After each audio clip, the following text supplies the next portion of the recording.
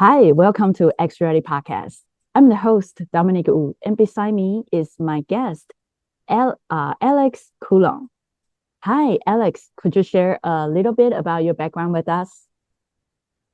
Sure, Dominique. Thanks for having me on the podcast. Hi, everyone. My name is Alex Coulombe. I run an XR studio in New York City called Agile Lens Immersive Design. We've been around for about 10 years now, and I was fortunate to give a talk last week that was 10 lessons from 10 years of running an XR studio. So that was a nice opportunity for reflection. But I've been working with various, AR, VR, MR, et cetera, technologies, going back to when I was in architecture school in 2009, where I started to play with some early augmented reality. And then I dove right into the Oculus Rift DK1 back in 2013. And so I've got this interesting overlap of backgrounds in architecture and theater, and then emerging tech around XR, which are all actually inherently spatial mediums. So I feel very lucky that I've been able to craft a career that combines all these different things that really draw passion from me. Cool. Wow. So I learned a lot of people from, their background, XR Mhm. people, their background. A lot of them are from architecture. Mm. Yeah, like Paul Hoover, Alessio, all of them yeah. And I remember Thomas, right? The one who do the laser dance.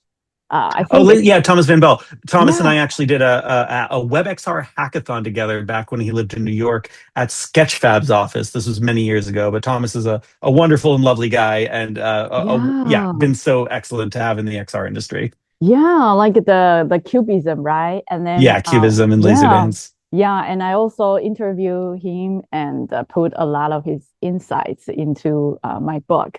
And Yeah. yeah, I got a lot of inspiration, and especially he said that he will host some family events like a user testing, because in the event that has families, because he can Mhm. test all sizes of people and all age, Right. all height, right, for the laser dance. Because Yeah. some people can get through those laser lines, but some people cannot. So he wants to adjust it. So I think that is very inspiring for user testing. Yeah, Thomas very kindly sent us some early keys to Laser Dance, and he knew he wanted to have my children tested because I've got an 8-year-old and a 10-year-old. They've been in XR in a very curated way since they were 2 years old, and they're great beta testers. They will find all sorts of weird little quirks of what makes an XR experience break, and they did that for Laser Dance as well. So yeah, good to have on hand. Yeah, yeah, cool. So, yeah, what's your journey of being where you are today? So we learned a little bit about your background is from more like architecture, and look back, for example, like when architecture, how does architecture transfer, uh, like a transferring into XR? How do Sure. you doing those both? Yeah. Yeah, well, when I was studying architecture at Syracuse University from 2005 to 2010, I found myself even as a student feeling very limited by the traditional methods of representing architectural design. You show people plans and sections, these orthographic flat drawings, and you're hoping that you can communicate very spatial ideas through them.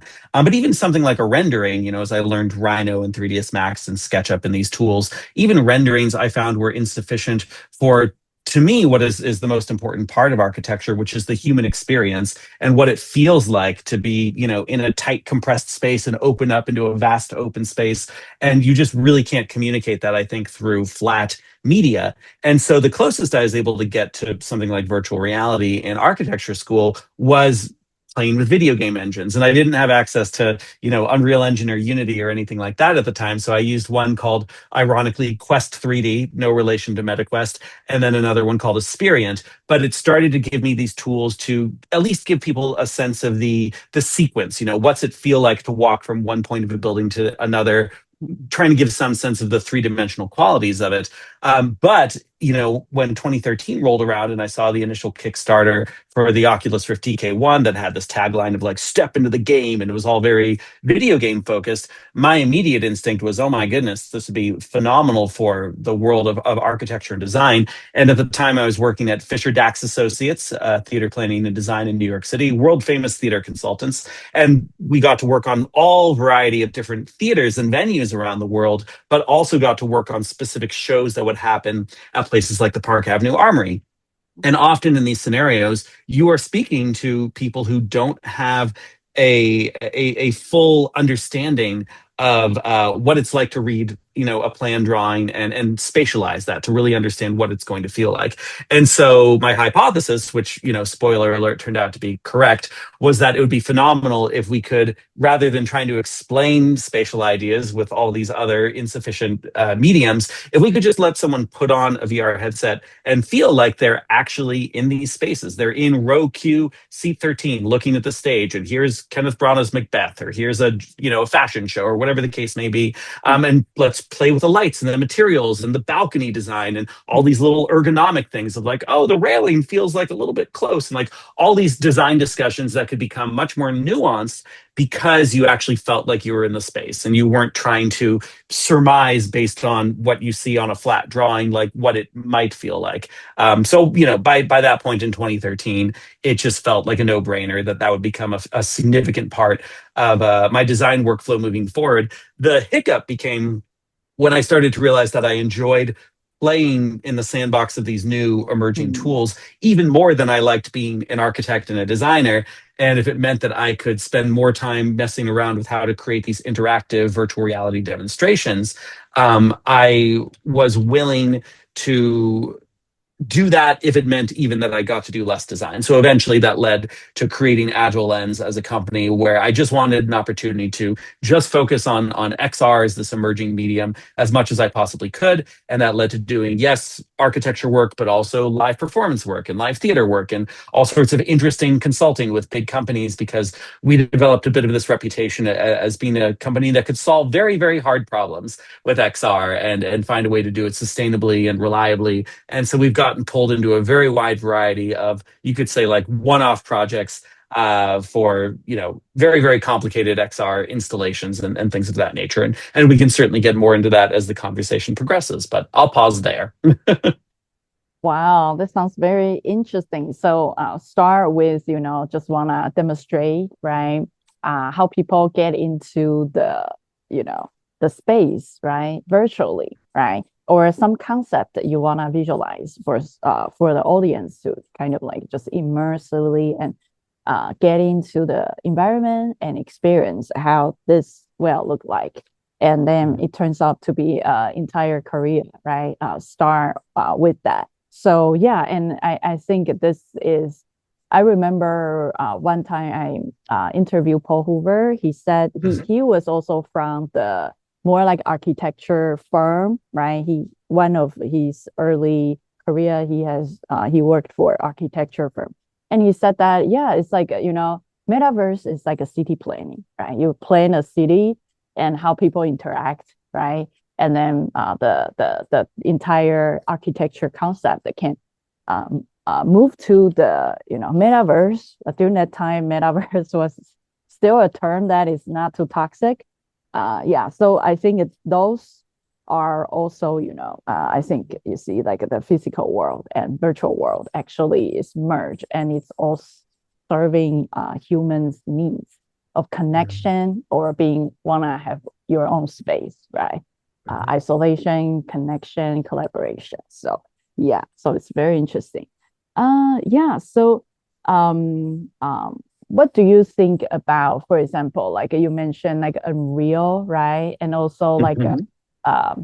like a 3D, you learn a lot of 3D during the time when you were working on architecture. And I believe right now the tools are very, very different. Earlier, we Mhm. just mentioned that, for example, Claude, right? Claude just drop tons of things. I think they drop one or two every day. Oh yeah, it Because moves so fast.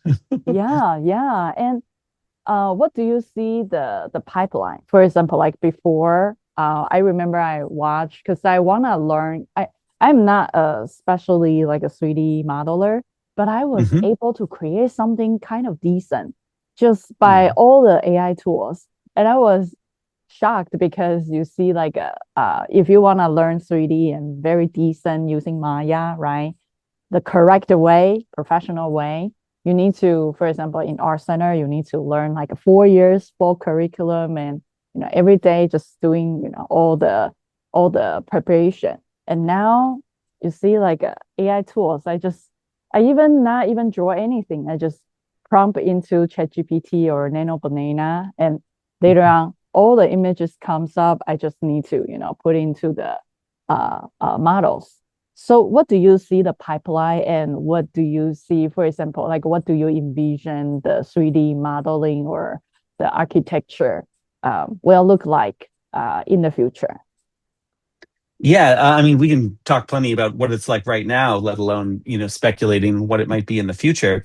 But we're very quickly moving to this place where, you used to say that an idea was fairly worthless. It was all about the execution. Hmm. And I don't know if that's necessarily true anymore, and certainly won't be true as we move forward into this crazy age of what AI can do with us, because you can have an idea for a website, a product, a 3D model, and a VR experience, and even if you know nothing about how those tools work, you can kind of mock that up to a certain degree. Hmm. Now the question becomes, someone who's never spent any time in XR before, if Hmm. they're like, oh, I want to, like, I'll use a particular example that's fresh in my mind because I'm playing Portal with my kids right now.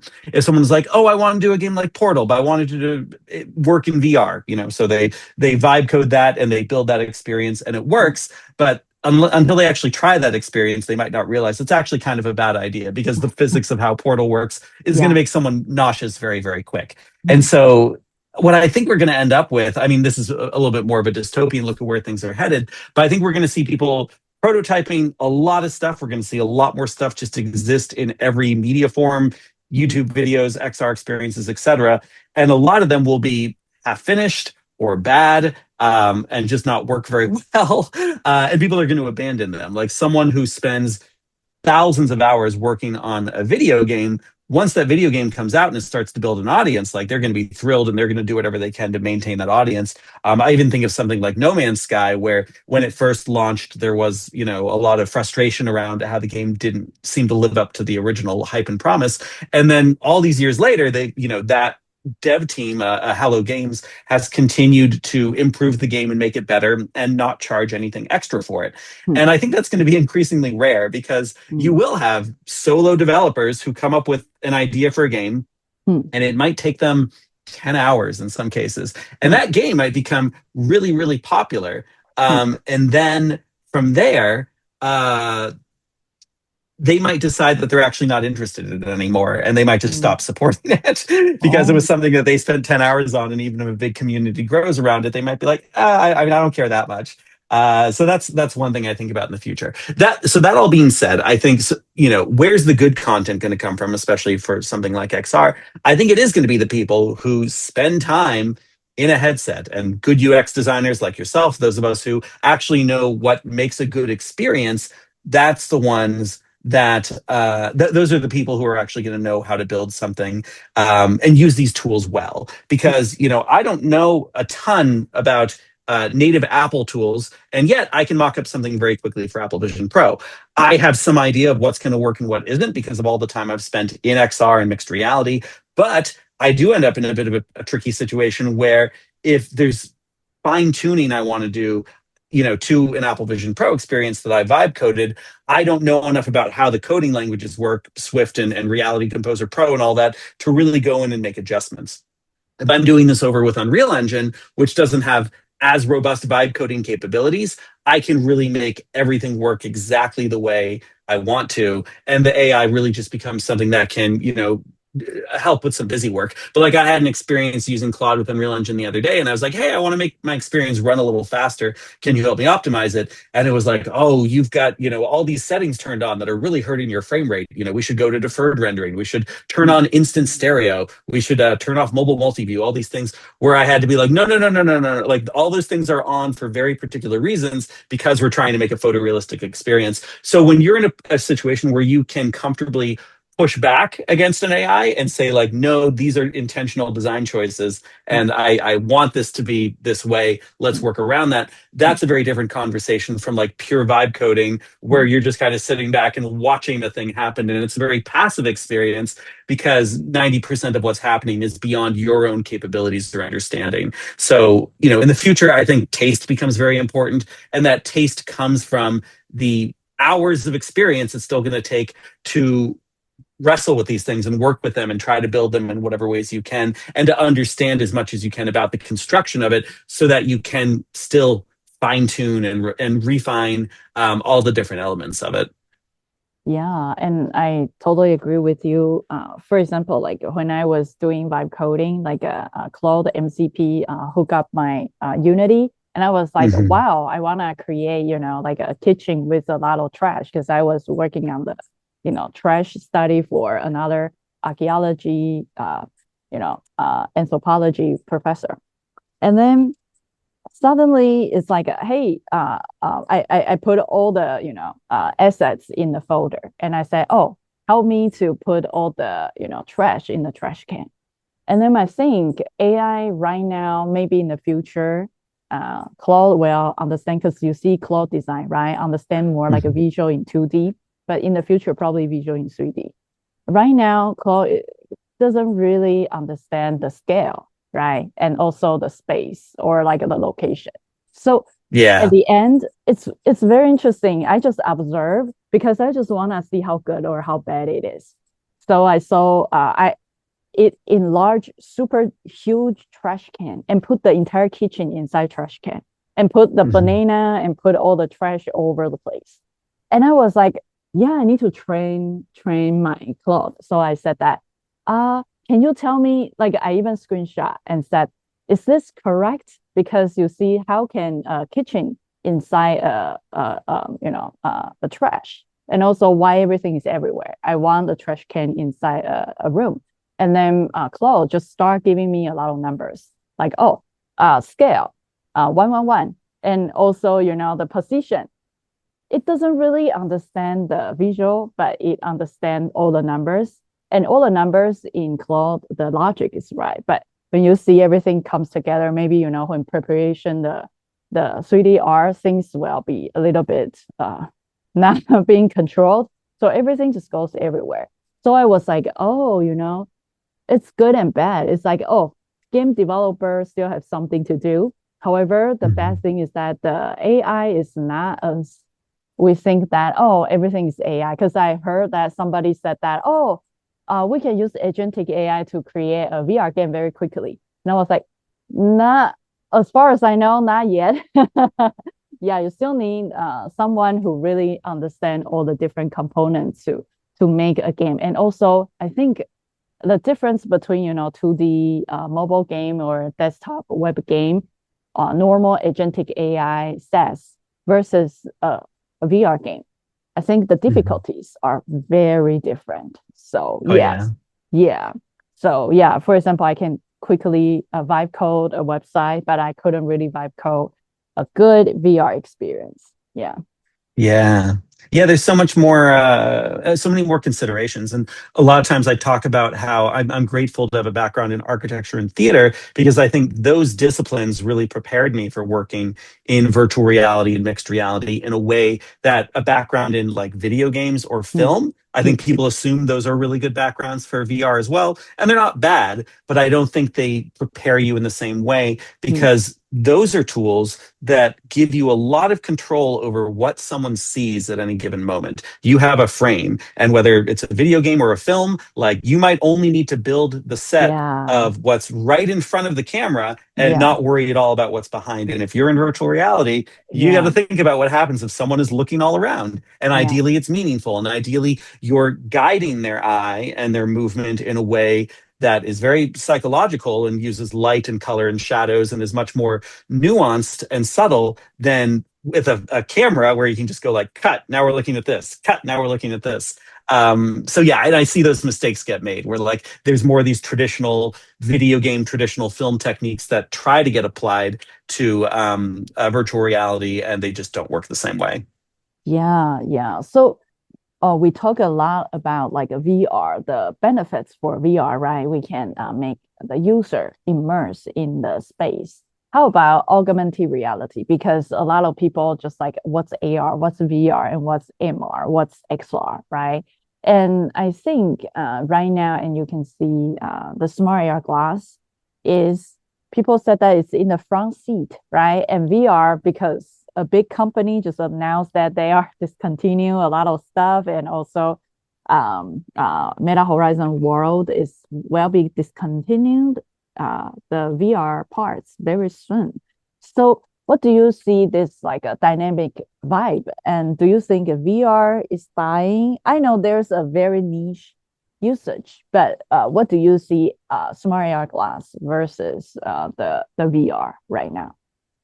Yeah, I think the glasses form factor is going to be really key. I've got, I'll tease the audience a little bit. I have some secret glasses in this case that aren't going to be released to the public for a little bit. Hmm. But publicly, I think a lot of folks know that I got to play with the Meta Orion glasses at Meta Mm. Connect a few years ago, Hmm. and was really blown away by that particular form factor because I've put, a few thousand people into VR headsets at this point. I'll just keep showing various props around me. And like by this point, I think I have a very strong idea of Hmm. what kinds of people and what kinds of use cases people will tolerate putting on a heavy, bulky headset. This is the Samsung Galaxy XR, Hmm. and which ones they won't. And to really reach some of the decision makers and the key stakeholders, Hmm. and a lot of these people, they care about their appearance, their makeup, their hair. Hmm. They don't want to look funny. Hmm. The nice thing about the glasses form factor is there's a certain fashionable quality to it that I think Yeah. we're headed toward, that will actually look kind of cool. And some people feel that way about spectacles already. The Hmm. Orion glasses really just look a lot like regular sunglasses. Hmm. So yeah, there's something interesting about how that's all progressing because I thought before I tried the Meta Orion glasses that you couldn't have glasses that tiny that didn't get too hot, had decent battery life, could anchor spatial content around you, and had a big wide field of view. And the Orion did all of those things. Of course, Orion is, a tech demo. It's not something that's going to be available to the public anytime Hmm. soon. It costs Meta $10,000 to manufacture every set of those glasses. But I think the market side of Hmm. that is really compelling because glasses that you can comfortably wear all day that start to spatialize the content that you'd otherwise be looking at on your phone. Like I think all the time about things, my grandkids will laugh at and say like, "Oh my God, back when you were a kid, you had to do this and this and this." And I think one of those things is going to be the idea that we, look at a phone and we have to like hunch our neck over and look at this Yeah. tiny little screen to, look at all this information because like I'll use an example. Like if I'm trying to find a restaurant to go to or something, Hmm. and then I see a restaurant over there and I'm like, okay, let me look up their website, let me try to see their menu, let me try to make a reservation. Like I'm doing all of that here on my phone Hmm. with no spatial context. And Hmm. I think one of the early things we're going to see these properly spatially aware Hmm. glasses able to do is know where you are, know what you're looking at, and give you value in that situation. So I can look at a restaurant Hmm. and without even having to prompt it, like I'll see menus, I'll see ways to make a reservation, I'll see reviews, and it's all because that's where I am and that's what I'm looking at. And if I'm looking for a home or an apartment or something, like I'll walk around Manhattan and I'll see prices for things, just whatever information is relevant to me in that particular moment. I ride my bike everywhere, like directions while bike riding. All these things are clearly much more valuable in a glasses wearing context compared to needing to use your phone. And so I'm very excited about getting to that point where more of this can happen in a glasses form factor. Because yes, there's limitations of what it'll be able to do. It's not going to Hmm. have a big heavy computer inside, Yeah. Right. but the clear value add of what people will tolerate with sunglasses is very different from a big VR headset. Yeah, yeah. I think for the VR headset, it's more of, for example, like a job training or something Hmm. that you have to immerse. For example, right now I'm working on some workforce, kind of like a proposal, and also putting, turning the current curriculum into immersive experience or game experience. It all depends on whether you need VR or not because web is more accessible. If you can turn it into a 2D game and doesn't need the VR, because as far as I know, when I talk to faculty, They said that Yeah. as for VR, it's more on job training. Why? For example, in Walmart, right? Oh yeah. You need to know which aisle. You need to know where to report. You need that Hmm. location embedded in your brain, right? Versus, for example, right now I'm kind of working on some interesting concept. For example, like turning high voltage car training into. I talked to the faculty, and faculty said that, oh, do we really need VR? Because he wants to share the link with a lot of high school students and for them to try it, like a promotion marketing for the college, manufacturer, car, EV, mechanic training. And he said that, yeah, you actually just need a car there and you need all the parts and you need some instructions, some videos. It doesn't really have to be VR because we don't really need any space is good. We just need the thing in front of you. So you don't need VR, right? But some parts, for example, like, I don't know, pilot training, something that you need to make people feel something, or something you need to, for example, police training or some firefighter training. Sometimes you need like those like types of emotional factors. Then you might need VR. But a lot of things you just need some, hands-on, kind of like a exercise, muscle memories that you Hmm. can just, use, for example, like a 2D game or some, AR. It's all good. Yeah.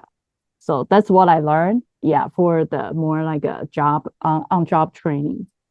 Yeah. Cool. Yeah. I think one of the reasons I've been able to continue to run a business for 10 years and not get too Mm, bound by different hype cycles is we've always been working in spaces where there's been a very clear value. Like we don't primarily work mm, on video games and some of these things where you hear a lot of stories about very excellent video games that, are undeniably really well done, but mm, they just cost more than they could possibly make.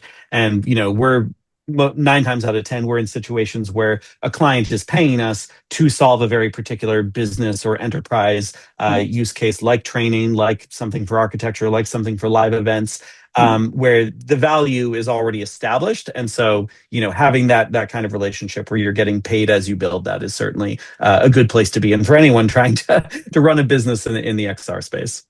Yeah, I think solving the problem is more important than trying Yeah. to hard sell a certain technology, because I think Hmm. for VR, a lot of people feel dizzy, right? And as far as I know, high school student, if you put a headset on them, they can quickly know what to do because they were born in playing, Yeah. iPad game when they were like 5 years old. Oh, yeah. They know everything. But for more like a senior faculties, it might be very disconnected with what they experienced in the past. So I think there's also a lot of things that we need to take into consideration when, for example, like doing more like a training or a certificate building for schools. So Mhm. I do think that there are a lot of different like factors.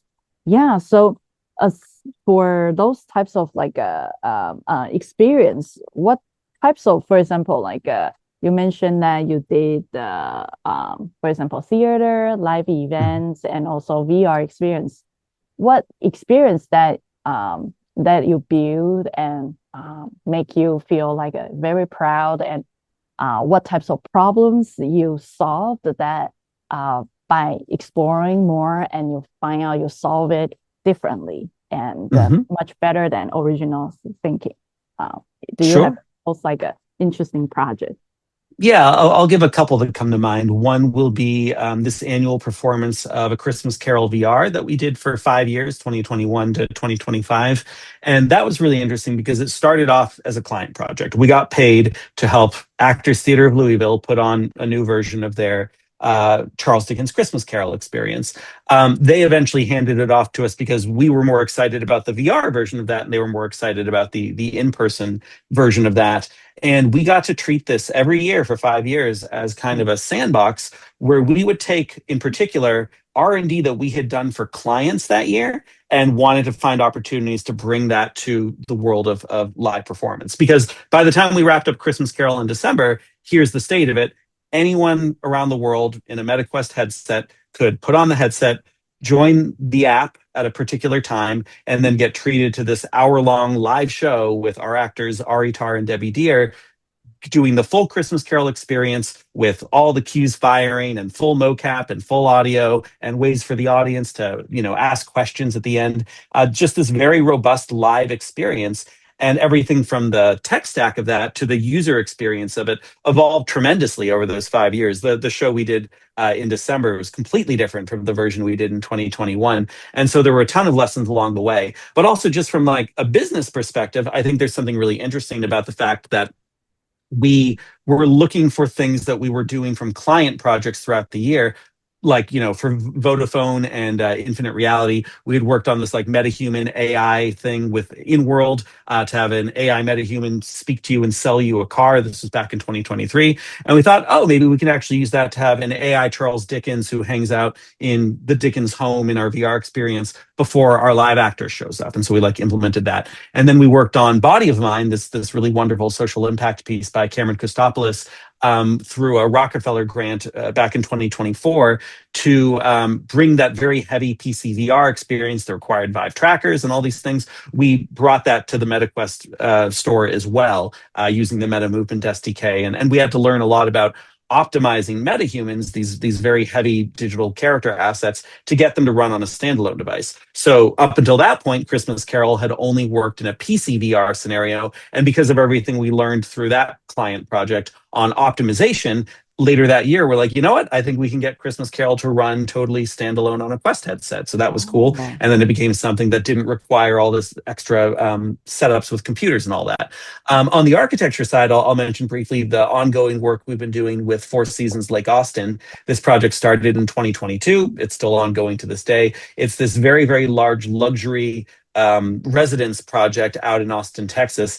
And the client who came to us basically said that he wanted a time machine. He wanted it to feel like people could just step into the future and feel like they're at this constructed property. And he had some pretty high demands. He said he wanted photorealism, he wanted ray traced glass, he wanted fast loading times, he wanted co-located multiplayer, he wanted the entire experience to be wireless and expand over a 5,000 square foot area. And at the start of those discussions, it was like, he's going to have to compromise on a lot of these things because a lot of this isn't possible. And, sometimes it helps to have a client who kind of pushes you, because a lot of times when we said, we don't think this is possible, he'd be like, well, try, like, let's see what you can do. And he was pretty generous with giving us the time and resources to do more R&D, which is something that we now actually try to insist on having at the start of any client project, just a chance to like do a wide search of exploring different tools and techniques, so that we know what kind of path we want to go down before we like really dive into it head first. And so, yeah, with the Four Seasons project, by the time March of 2023 rolled around for South by Southwest, where he wanted to kind of open the space, we had a 5,000 square foot wide open space using totally wireless co-located multiplayer in Unreal Engine with ray traced glass, and just a really, really powerful multiplayer experience that frankly, felt better than any LBVR that I'd ever been to. And I've done the Void and Sandbox VR and zero latency and all these things. And we solved all these problems that maybe a general consumer wouldn't care about as much. But having a client that really wanted to push us to make this an experience that would impress millionaires and billionaires and people who had never done VR before, with the goal of selling them real estate property that wasn't going to exist for 5 years. It was a tall ask, and we were really happy with how we delivered on that and continue to deliver on that, because every time there's new hardware, there's new versions of Unreal Engine, there's new headsets, we're constantly putting all those new things through its paces to see if it makes sense to upgrade the experience with anything new. wow. So yeah, so I think sometimes, when, for example, like I learn a lot of new stuff just by just jumping and working on it, right? Yeah. Yeah, so it's yeah, we can go back to more like an education side, because right now currently what I'm working on is more for community college, and my job role is to bring XR spatial AI into the community college system. And I know it's very hard because a lot of faculties, I mean, right now you see AI, right? AI has been around for a very long time, but a lot of faculties still fighting no AI policy. And I was like, I think a couple of community colleges still have, they even have religions that is like they think that AI is evil, and they Hmm. everybody join the club has no AI. You couldn't use AI for anything. So what do you see, for example, like AI and also in education and also XR? For example, like if somebody who is a college student wanna be like you, and I know you see like we can totally do the traditional way that more like similar to our parents. We do good job in school, right? And we got like an internship or first job, because there's always somebody needs something. I remember back in I mean, I graduated from Art Center back in 2011. And during that Hmm. time, I remember my teacher, they just learned how to do Adobe Photoshop, and they can start a branding consultancy, right? And they can do a lot of logo design, branding, doing business card, and creating like a brochure that is called branding guidelines, something like that. And you just learn that one thing, and you can feed your family and buy two houses in LA, right? That is, I think those types of things was happening in the past, and now you see, like, pass on me, I have to learn UX UI, I've learned XR, and you see right now, I mean, I'm in my mid age, and I have to, you see, like AI and all those stuff, and I still feel I'm very lucky, even though I feel like I'm in the mid my career. You see, like all those stuff flourish, and as far as I know, that the college student, right? For example, like your kid, you might feel a Hmm. little bit worried, like what can my kids do, or like the younger generation, the college student, they are worried as well. What's your advice if someone wanna live like you, like, oh, it's meaningful, and you client pays, and also you see like you had a lot of good times, and this is also your passion. Like, how can student, a college student live a good life? You know, yeah. Yeah, What? yeah. I mean, and we should definitely share in the show notes for this the deck that for the presentation I gave at Harvard XR last week, because there was a lot of this discussion as part of it. But the short version is just try to stay on top of the tools and the workflows out there. It's very easy when something new comes out to feel kind of intimidated by it and be like, oh, that's not really my expertise or my domain, and I'm much more comfortable here with my pen and paper. I mean, I can use an artist workflow as an example. Like, I had a friend who was a really, really good hand artist. Like, they came into architecture school with me because they could do beautiful hand drawings. And when, Wacom tablets and all these ways to do digital art started to become more of a thing, they got really intimidated by that, because they're like, I don't know Photoshop that well. Like, I like the feeling of pencil on paper and ink on paper and all that. And we had all these discussions about like how it felt like that was alien to the workflow that they had gotten very good at and very comfortable with. But when they started to see it more as an extension of the craft and the tools they already had, and as another tool in the toolbox and not this entirely other thing, they started to play with it a little bit more. And surprise, they found that they were actually very, very good at transferring their artistic skills over to this digital workflow. And then they started to see the benefits of like, oh, I can use an infinite supply of art stuff without having to buy more paint, and it's very easy to undo things and try again, and then I can start to like animate things, and their creativity really flourished with that new digital environment. And yes, there's a ton of risks with AI workflows nowadays, and I think there's already been some very uh, serious studies about like the way that AI can make you a lot dumber, because it removes a lot Yeah, of the critical thinking and the wrestling and the boredom and all these things that actually are really important for generating a robust mind. So like, I want to encourage students to like still build up skills that have nothing to do with AI. And like, if Skynet and AI and everything that we're using right now goes offline tomorrow, or this AI bubble pops, here's the more realistic thing that's going to happen. All these things are going to become much more expensive, because all these yeah, companies are operating at a huge loss right now. You and I on our Claude Pro Max plans at $200 a month. Claude is spending ten thousand yeah, dollars a month for our $200 yes, plans, and yes. eventually they're going to be like, oh, actually, we need to make this cost $10,000 a month Yeah, it seems because like we they can't keep raised the losing money. price. They raised Yeah, the price for Pro right now. Yeah, so exactly. Yeah, so I think we're going to get to that point where we're not going to be able to rely on the AI tools as much anyway. And that's one of the reasons why, like, I'm putting a lot of time and effort into training up local LLMs, like through Olama and Gemma and that kind of Mm, stuff, so that they're very capable without an AI. But to the question of like, what should students be doing now? It's like, get really good at things that don't require AI at all, and always let AI be something that is a value add. And it's making your workflow a little faster, a little easier, a little more capable, but not something you're totally dependent on. So yeah, this goes in both directions. It's like, get really good at something real and then use AI to enhance it. Don't be afraid of the AI. But also, yeah, if you are relying too much on AI and you're like, I'm such an amazing prompt engineer and I can do all these amazing things, I think it's going to put you into this place where you're going to feel kind of like this hollow shell, where you're capable of doing a lot of things, but there's no soul at the middle of it. There's nothing like mm, driving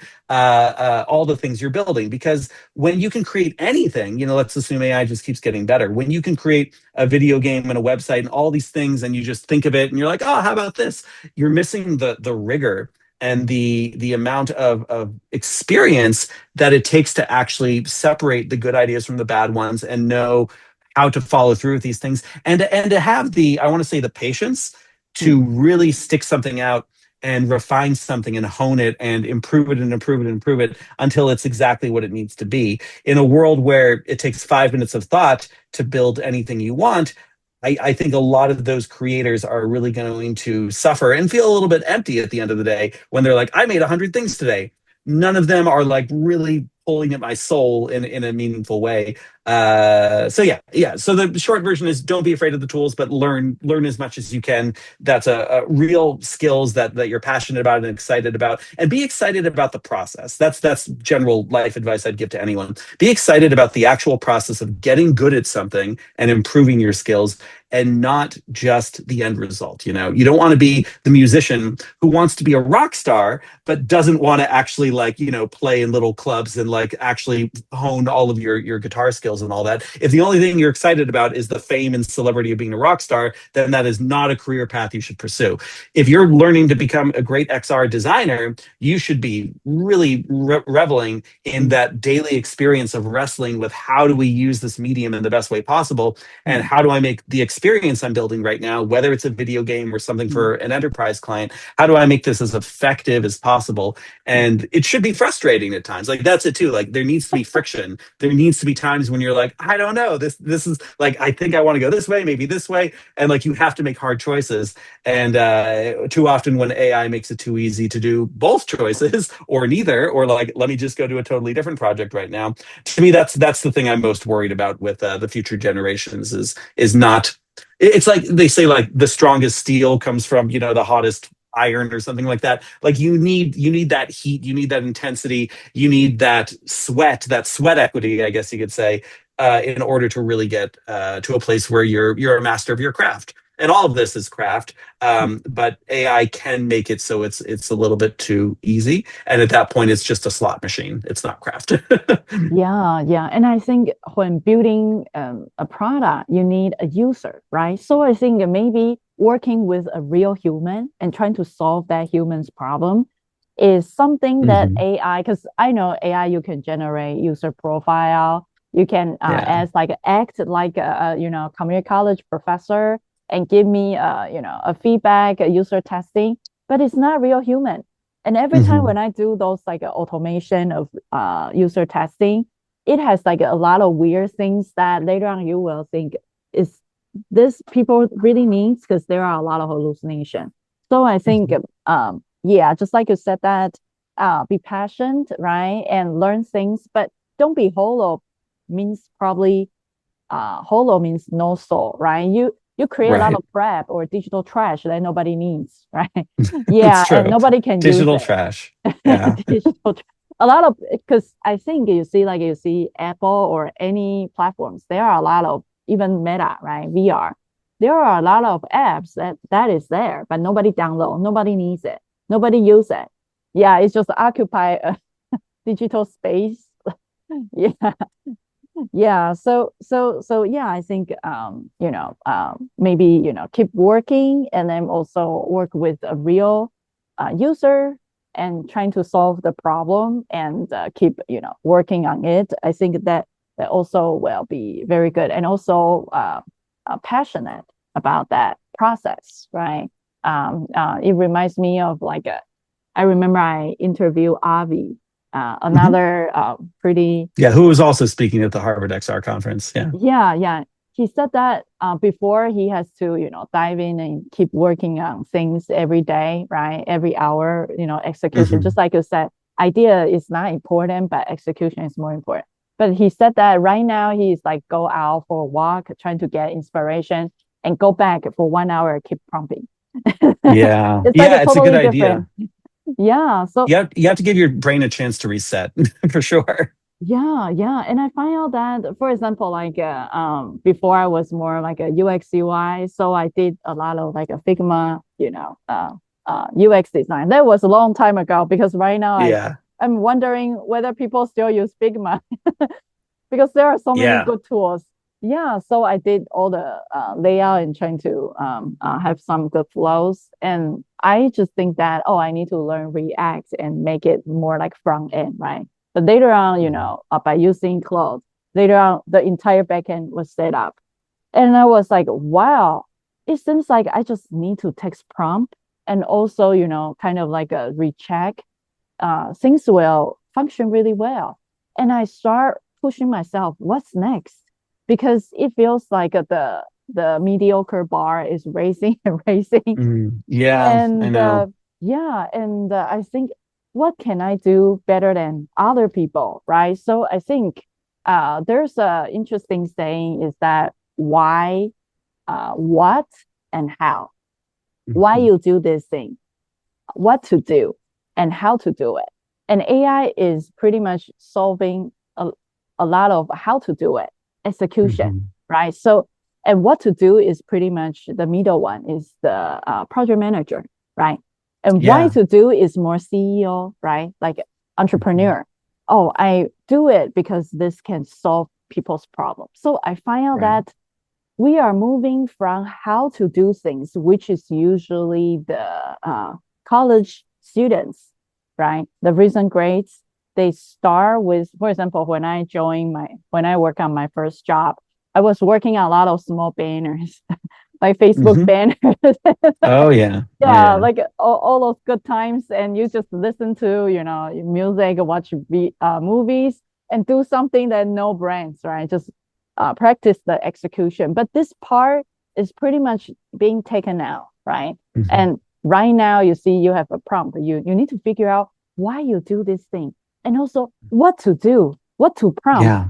This is, I would say, this is much harder because it's really good that, oh, for example, oh, I need to create a character. Once this idea comes up, and the things, it becomes very enjoyable because I can put, Mm. Netflix, and I can, Hmm. work on something, right, and just kill time, Yeah. but it's very enjoyable. But now you see, you can just put in Mashy or something, and very quickly, maybe within 1 day, things will be done.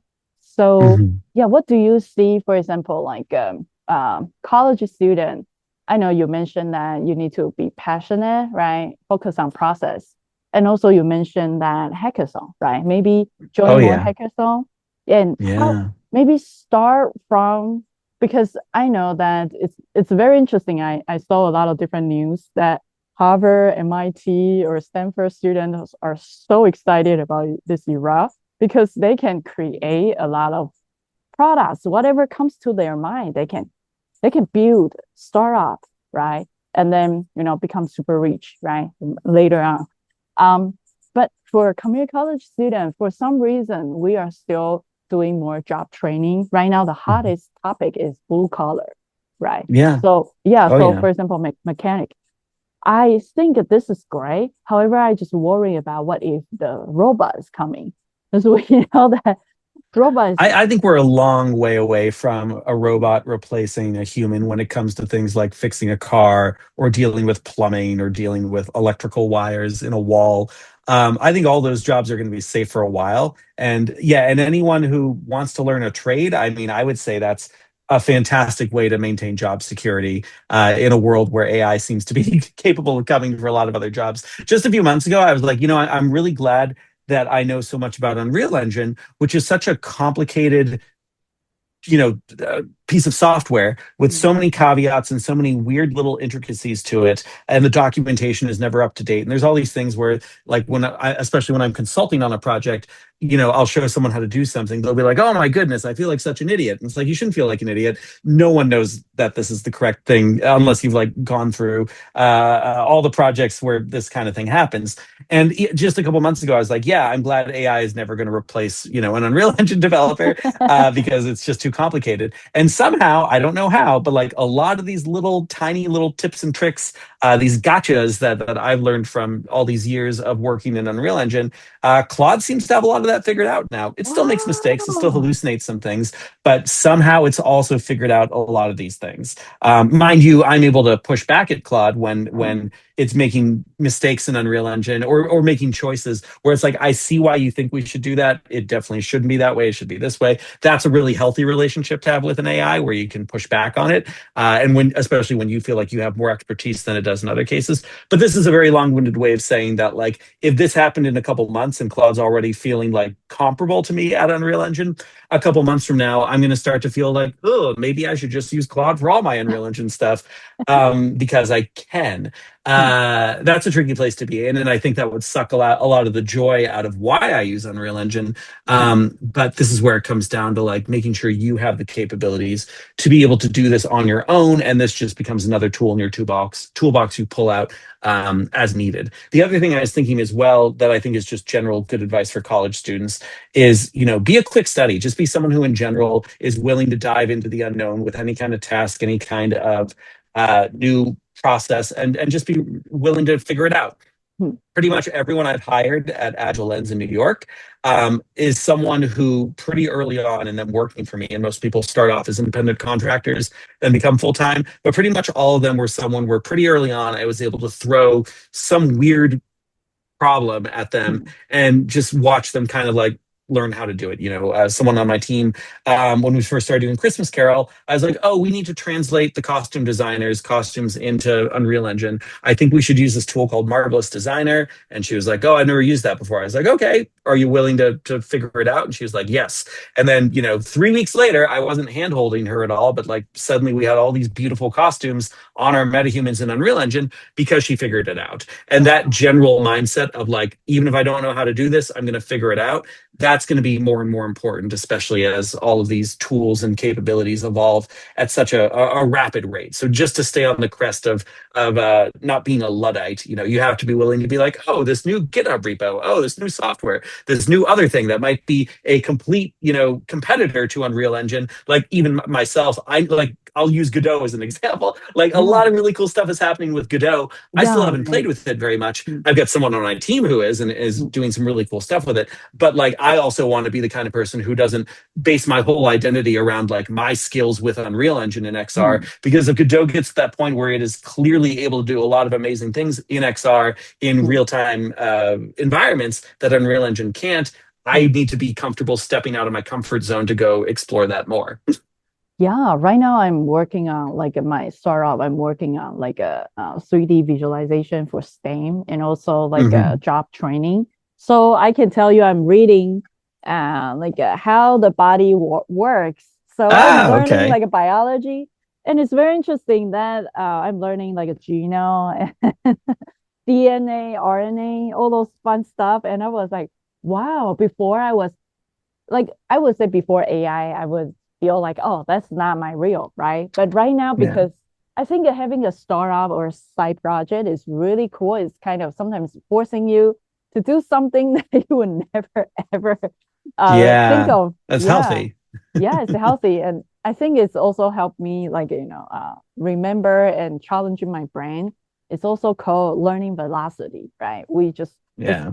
a couple of faculties mentioned that we should teach students how to learn instead of because before uh, I have another faculty development training which I was thinking about working on like teaching them how to do Unity, and a lot of people, my change makers, just said that No, no, no, because Unity probably after a couple of years it will be gone. I know, I Oh. don't know.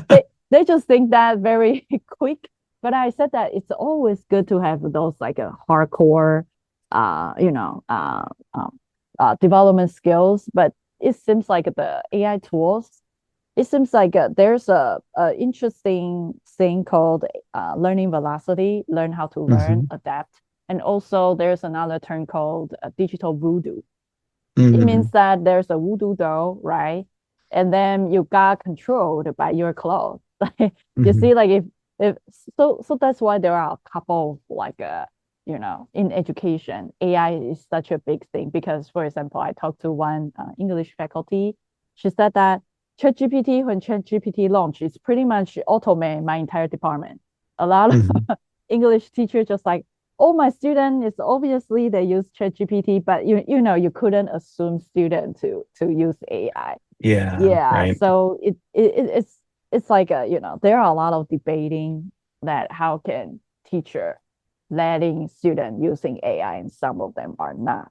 But for me, I feel I'm lucky. I told student to use as much as you can. I'm teaching game development, just like use as many chatbot and study as much as you can, and use all the AI tools to help you do a really good pipeline and eventually publish your game in 18 weeks, right? So my thought is that AI can speed up, right, from your idea into a reality very fast. So I just encourage a student to use as much as you can. Yeah, yeah. Cool. That's So true. yeah. So what's one thing that you still like to share that we haven't touched on yet?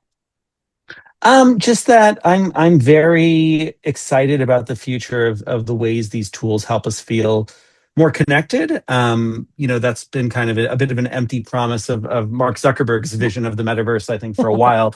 But I think the live performance and live event side of what my company's been doing has been really fascinating because Mm, Christmas Carol was cool because that grew out of, me studying abroad in London back in 2008 and having access to these world-class performers across mm, dance and music and opera and theater, and wanting to find some way to bring that kind of experience to more mm, people because I was mm, very fortunate in that semester to have a professor who always got us into the front few rows of everything we were seeing. So not only were we seeing world class performers there in London, but we were very close to them. And that's a very different experience from being mm, out in the nosebleed seats. And Christmas Carol for me was the first time I felt like I was starting to achieve some of that dream of feeling like I could bring people from all over the world to watch an incredible actor like Ari Tar performing live, where you feel like you're 6 inches away from them. But the downside of that remote side is it still can feel kind of isolating. You might be home alone in mm, your living room, and we're turning off audio and all that. Like we don't always know when people are laughing or crying or what the mm, full emotional range is because we mute everyone's mics.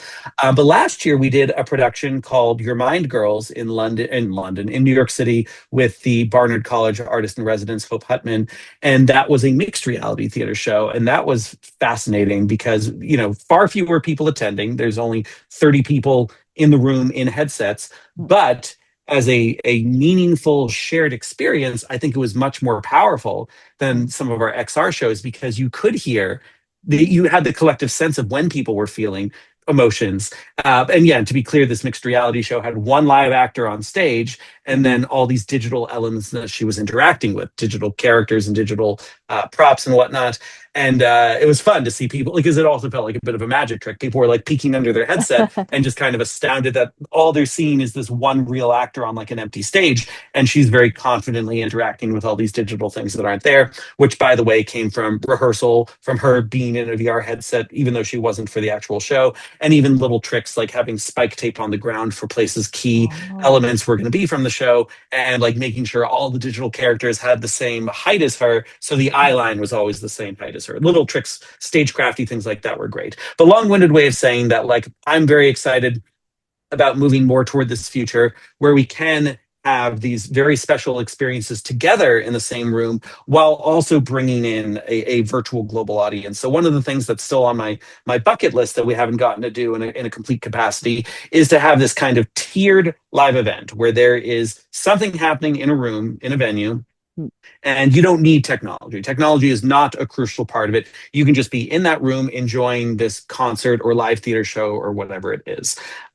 If you have, special XR glasses coming out in Okay. a few years, I hope Mm. that's a value add. It's something that adds, for a concert, it could be like a synesthesia sort of Mm. thing. We did something kind of like this in an on-demand way for La Pasión según San Marcos, this Gateway Chamber Orchestra piece that came from a Google grant that was more on demand. But you can start to do this synesthesia sort of thing where you're seeing like colors and light and particles, and it's all like pulsing with the music. That's an easy low hanging fruit sort of thing. But then we're excited about not just catering to the audience in the actual room, but then bringing in a worldwide audience as well. So you have the mixed reality people there in the space, and then the virtual reality experience that anyone in the world can join, and it's still live, and they're still a part of it. Maybe they become, these particles floating around the stage. Maybe they're able to trigger certain events that happen on stage. All this stuff seems to me still like a really exciting way to bring people together, to make them feel more connected, and to have these very powerful shared live experiences. To me, there's always something very special about something live and that tightrope walk of like, this is all happening right now, and things could go wrong, and they could play a wrong note or fall off the stage, or in XR their mocap could stop working or whatever. Like, I really really love that, like, we're just doing it now, and whatever happens happens, and I want to preserve the specialness of that. And I think XR fundamentally allows for more ways to bring that to more people and give more cathartic, powerful, emotional experiences that really affect someone's life in a meaningful way. So looking for more chances to do that sort of thing wherever I can. Yeah, yeah. Have you tried Google Beam? The I the yes, I have, and I've done other things like that with like Looking Glass and Luma and all that kind of stuff. Yeah, that's pretty fascinating. And as we see other things going on with like Gaussian splats and Gracia AI and all that, I think there's something compelling about that sort of feeling of like teleportation. What do you Yeah. think about it? Yeah, I try it actually this week. I went to ASU GSV in San Diego event, and they have like a Google Beam booth. And I remember when Cool. I get in, I saw that person just like a lively sticking out of the screen, and I was like, "Are you real?" Like I started thinking about how can you generate that thing, and then I started thinking about, oh, probably this is a 3D prefab model, and then they animate so well, and like everything is powered by ChatGPT or Claude, like our Gemini, right? I thought this is an avatar, and I started dodging. I started trying to see, and I find out that person's eyeball is following me, and I was like, wow, that's really good. Probably the eye tracking. I start thinking about what types of technology, and later I used pen to poke that person, and I was trying to put my entire head into that person. And later on, the person just said that actually I am live streaming, with you. I'm in Mountain View, and I was like, "So you real human?" And she said, "Yes, I'm real human." And I was like, "Wow!" So this is like, for example, like a Zoom, right? You and me, we Hmm. talk, and but you are like a totally like 3D person. Wow, Right. this is like a. I remember a long time ago, I listened to Lex Freeman's podcast Hmm. Yep. with Mark Zuckerberg, and they used Hmm. like a long time ago. They're using the codec So avatars. Yeah. yeah, yeah. So and it feels real. I mean, I just saw the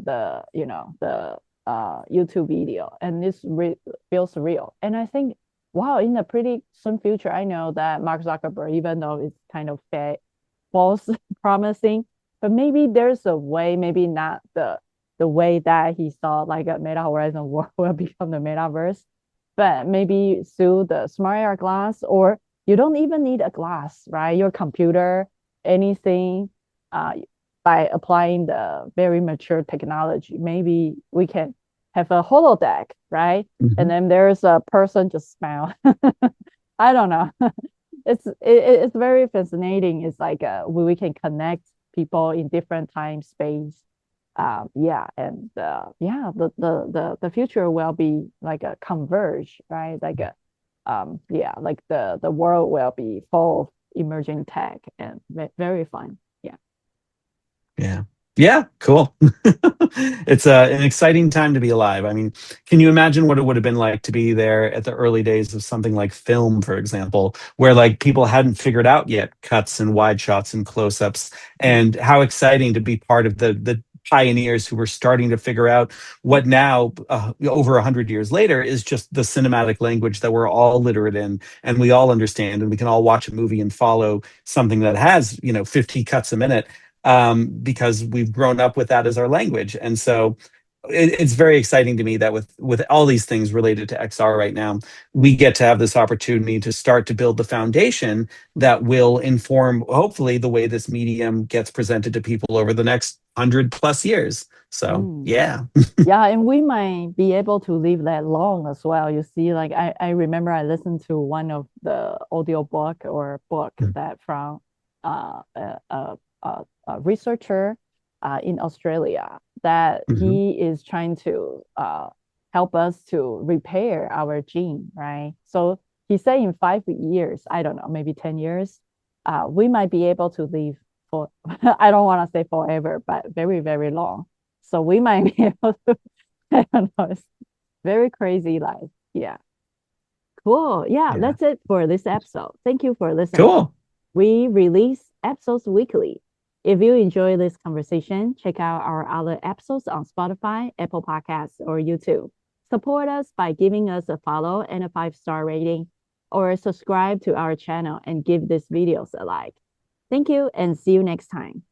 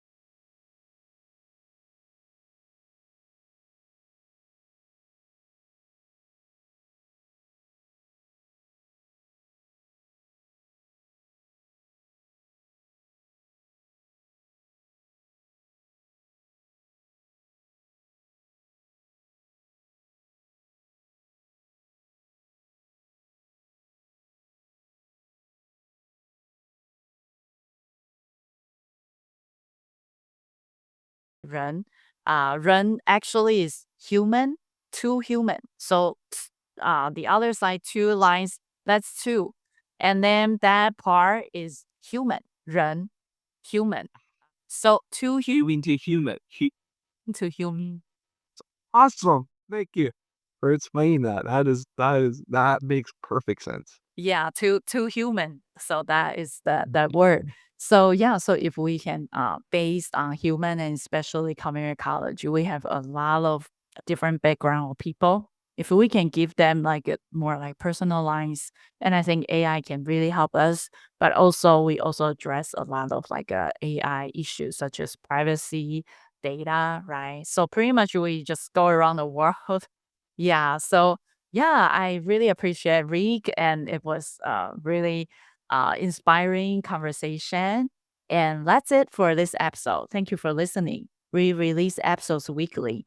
If you enjoy this conversation, check out our other episodes on Spotify, Apple Podcasts, or YouTube. Support us by giving us a follow and a 5-star rating, or subscribe to our channel and give this video a like.